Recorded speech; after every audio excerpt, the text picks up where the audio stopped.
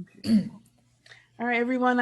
This is our first recording for Why Yoga. I have on with me Miss Shannon Kaneshige. Yes, And yes, Shannon, would you mind telling the people a little bit about yourself? yes. Well, my name is Shannon. I am a white, fat, non-binary yoga educator, sociologist, and parent. I just realized I said Miss. And Okay, I did look up your pronouns though, so yes, I apologize. yeah. I go by she/they. I haven't really settled on a salutation. Most of the time, I just let it go. Okay. So Okay. it's not an issue. Okay, good. Good. um, I didn't want to offend you. no, thank So, you. my next question is to you. So, how did you get involved with yoga? I started practicing yoga when I was about 6 years old with my mom. Sorry, Google thought I was speaking to her, but Oh.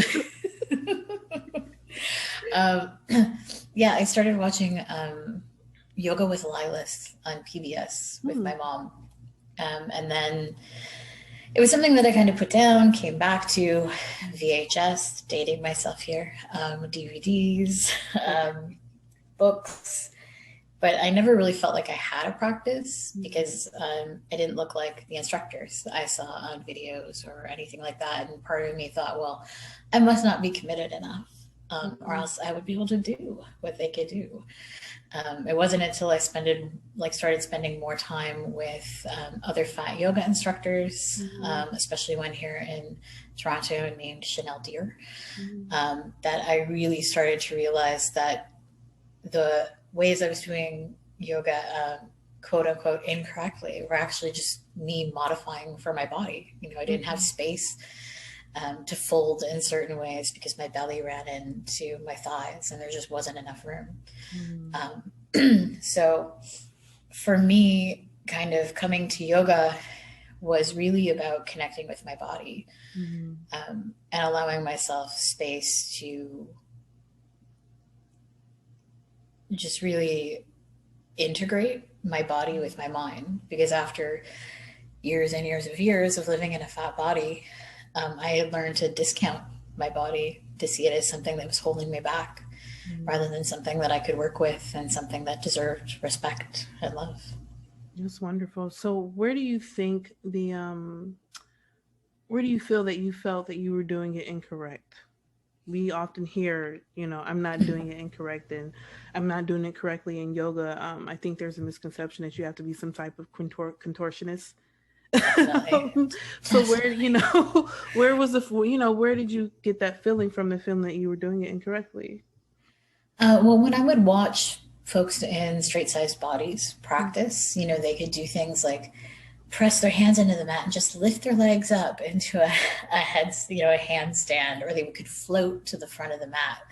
And I Mm-hmm. thought, well, I must just not be dedicated enough to build Mm-hmm. that muscle mass. And the thing is, you kind of stop thinking in terms of well, this person obviously doesn't have the same amount of weight in their thighs. This person may have a gymnastics background, Mm-hmm. that I am unaware of. um, I think too, when your kind of belly runs into your legs and you're trying to reach towards the floor, you're thinking, well, I can't do this. And, there's so many different, there's nothing wrong if you can't do that, but everyone I saw wasn't doing that. And so it kind of constantly, I think the reason I would step away from it is because it would make me feel less than. Mm-hmm. Yeah, I'm familiar with that feeling of feeling less than. I'll never forget. I went to a class, and this is before I was certified. They were doing headstands in this particular class. I think it was an Ashtanga class, and I thought I was going to a Yin class. So Big difference. big difference. So they were doing headstands, and I'm quite busty up top. So if I sleep wrong, my breast will choke me out, and I'm used to that. I'm Yeah. used to that. But the instructor came over to me, and he was just trying to give me bolsters and everything, and he managed to get me up. But when I got up, I had a lot of support. My legs were on the wall. And he said verbally, he said, I've never seen anything like this before. I apologize. And I do appreciate his apology, but it just shows that there is like a lack of full a full conversation on, other bodies in the yoga industry. So my question to you is, as someone who's an experienced educator, what do you do? How do you help your students feel more comfortable, or even know how to prop their bodies, or use the support accessories that we have in the practice to do what they get, so that they aren't feeling uncomfortable. I think one thing that's really important is to like show yourself using props in your Mm-hmm. practice. So when I'm teaching, I use blocks. Even if like I can reach down to the floor, I'll still use the blocks, just so that I can demo. Because a lot of folks, you're told like go ahead and use blocks if you need them, but I'm not going to in any way give you a hint how to use them. Yeah.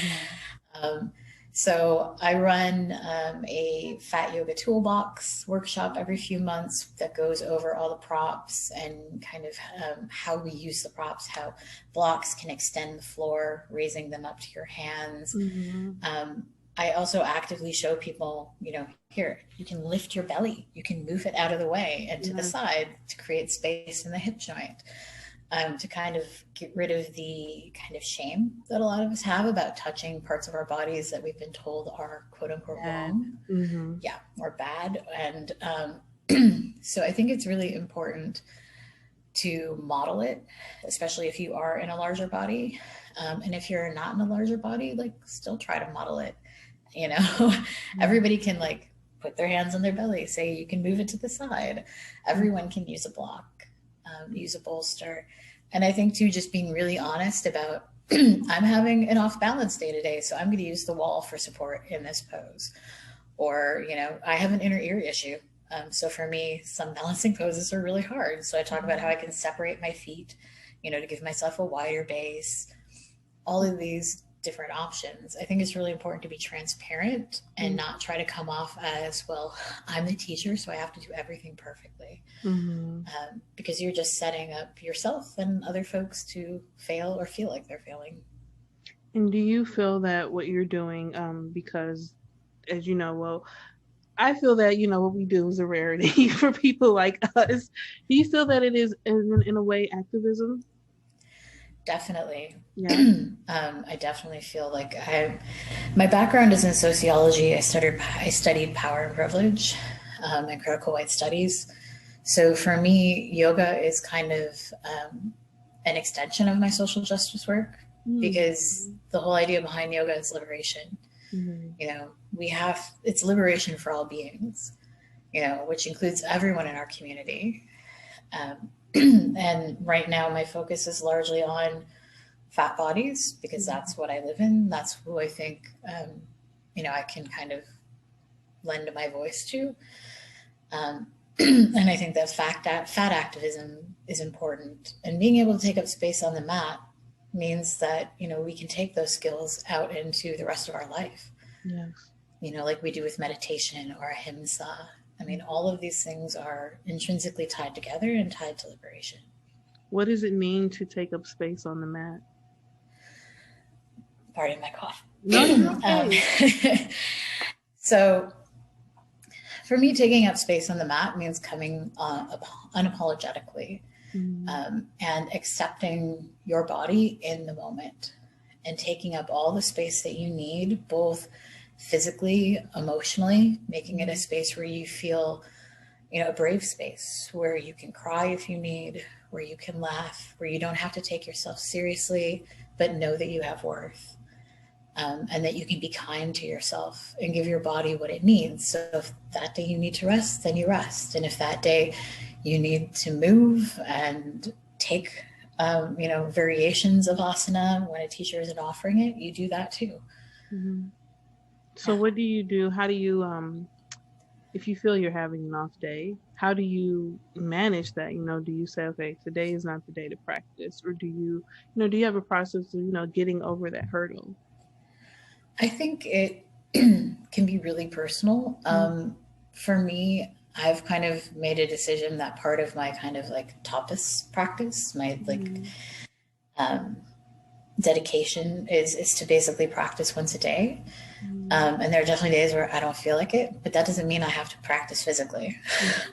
So on those days, maybe I will journal and do a little bit of svadhyaya or self study. mm. Maybe I'll meditate instead or just try to be still. I think all of these It's things the are hardest kind of, part. oh Being my still. gosh, So hard. Shavasana. Mm. Wow. I miss studio sandbags to just weigh me down so I cannot move. Um, Yeah. yeah, definitely. But Yeah. I think it really just comes down to like listening to your body and listening to your mind and finding something that you can do that will serve you in that moment. When you're teaching your class, are there things that you say? Because listening to our body is really difficult because we have so many messages that Yeah. are like that society has put in there, for us. One, for example, not feeling guilty for moving your body, moving your belly. It's there. You shouldn't feel bad about it being there. There's nothing wrong with that. Are there things that you tell your students to overcome that thought process? Am I making sense? Yes, Yeah. totally. Totally making sense. I think like number one is naming it, naming the fact that a lot of us in larger bodies um, have been told that our comfort is not worth considering. Mm-hmm. We're constantly pushing ourselves into tiny chairs. Mm-hmm. We're constantly being told that, it's not our fault. The clothes don't fit us because we're the wrong size, not because nobody considers us when they make them. Mm-hmm. Um, and so I think acknowledging that is something that really helps. I do that a lot, and then I think something that for a lot of us too is that we don't have a whole lot of body awareness sometimes, or it's detached, right? Because we think we have hyper awareness when we're trying to like get through a restaurant without knocking anything off of Mm-hmm. tables, and we're so aware of our body. But the rest of the time, like we're disconnected from the sensations in our body because they can bring up emotions like shame, discomfort. So I think that again, it's important to acknowledge those things and then to help, if we're teachers, to help our students reconnect in a way that is safe for them. Mm-hmm. So sometimes I'll just talk about holding an asana and like name the sensations in your body. Mm-hmm. Name no matter what they are. There's no judgment, there's no attachment, but you can think my arms are sore. My left foot is slipping a little bit. Mm-hmm. And just kind of bringing to mind that when we're in asana, we can focus on what we're feeling as a way to kind of build that interoception and that kind of connection to our bodies back up. Okay. My next question is, I did see what's Fat Tuesday. I saw it on your Instagram. Definitely. What is that? Um, there's so much shame for fat folks around eating, Mm-hmm. publicly, especially. Um, and I mean, I know I spent chunks of my life not going out to restaurants or, like kind of like eating behind a napkin because you get those looks from people, especially, heaven forbid, you order something like dessert. Yeah. Um, and so for me, it was really a way to kind of take back like eating in public space. So I'll usually have something that is quote unquote junk food, but not It all looks necessarily. It's yummy. I did. yeah, it's anything I feel like eating, which is Yeah. like the freedom of it. And it was really inspired by Chief Ladybird, an indigenous artist Mm-hmm. on Instagram who was kind of using eating food to kind of discuss and reclaim sexuality. Mm-hmm. And I was like, that's amazing. And as a fat person, like I have my own issues with food and needing to reclaim it. So I just want to make sure credit is given where it is due. I'm gonna check her out. You said it's what is the name again? Chief Ladybird. Chief Ladybird. Yeah, I'm gonna Yes. look that up. I think it's Her that's a work is great way amazing. to do In fact, her work is on the walls behind me here. it. Okay, got it. Both Yeah. of them right there. Yep. Yep. So my last question for you is thank you so much for coming on. But throughout your journey, I hear that you're clearly an activist through your education and everything you do. Of all the things that you could do in the world to increase your awareness, your life, and expand the lives of those around you, of all of them, why yoga? I think because it really joins together Mm-hmm. so much. Mm-hmm. I mean, the idea that it's rooted in liberation is Mm-hmm. kind of like connected to a very core principle myself. You know, we are not free until all of us are free. Yeah. Um, and then I think beyond that, it's the idea of being able to claim our bodies, to connect with our bodies, to be kind to them. Um, and then I really do enjoy the kind of philosophy behind it. Mm-hmm. I feel like it really speaks to me and it integrates so well with really like all existing philosophy and even science to a certain extent, but I won't go down that road. That's a whole different conversation. Okay. Um, it's just, it speaks to me on many levels. And I feel that um, it really is a tool for healing. Mm. A tool for healing. Yeah, I definitely agree. I've healed a lot. I'm not gonna say I've healed. Healing is a process, but yoga helps. It does, especially the sitting with discomfort part, because I Yeah. think that's where healing starts, is sitting and acknowledging where we are in this moment so that we can kind of let it wash over us, deal with it. Oh, did it really freeze? No, don't freeze. Hello? It Look, froze. I saw that. Like, You I'm were just gonna saying wait. you said dealing with the understanding the discomfort. That's where we left off. Yeah, so um, I think this is something that I keep coming back to, and I think it's really central to yoga is the idea of sitting with discomfort rather than burying it. Mm-hmm. Because it has physical ramifications. You know, you end up like holding tension in parts of your body. Of course, it has emotional ramifications because it comes up when you're not expecting it. Mm-hmm. And yoga gives us space to sit and to kind of embrace it, let it wash over us so that we can then move forward, either letting go of what we don't need or using it to fuel change. How do you think? I know I said that was my last question, but I have to ask you: how do you think that connects with the social justice reforms that need to happen? I think, you know, obviously, I'm from the States. I'm currently in Canada, but I'm from the States. Okay, So I tend to think there first when I think of, that's fair. um, but you know, I think that for those within the dominant power structure, Mm-hmm. particularly white folks, particularly men, particularly straight sized people, in order to understand what needs to change, you have to sit with the discomfort that you're part of the problem. Mm-hmm. And that's really hard. That was tea.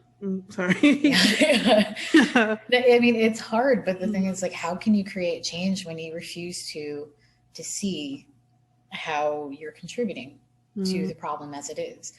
Once we sit with that discomfort, we let it in, then we can actually start to ask ourselves, is that in line with what we really believe? Or is that just kind of part of that privilege that's so insidious and hiding within how we were raised and all of these other things? So now we can pick it apart and we can say, this part needs to go. How do I do that? You can't even start to ask yourself that until you're able to sit with it Mm-hmm. and acknowledge that it's there. Yeah, and Um, also understand how it got there. I think that's very important as well. yes, Yeah. totally. Well, Shannon, thank you so much.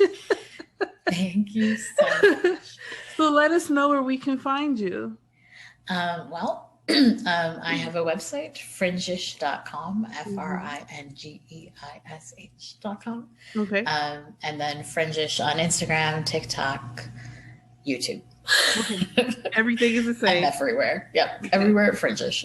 Okay. And are you the one who's going to be teaching the accessible yoga training? Is it that I saw coming up? No. So their accessible yoga training is run by Giovanna Heyman and Mm-hmm. Amber Carnes. Mm-hmm. And they have multiple speakers who come through. Kelly Palmer is going to be teaching a one about equity. And I think that that looks amazing. Kelly Palmer is amazing. Mm-hmm. And then the accessible yoga classes are taught by Giovanna and Amber, and they also have guest speakers come in like Susanna I think it's Barkataki, folks who work within incarcerated populations, Mm-hmm. disability leaders. It's really a great experience, and I would recommend it for anyone who wants to learn how to teach more accessibly. Mm-hmm.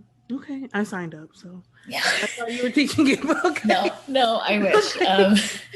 Maybe one day, but not Okay. not this time. Okay. I'm Well, hopeful. okay. Well, thank you so much.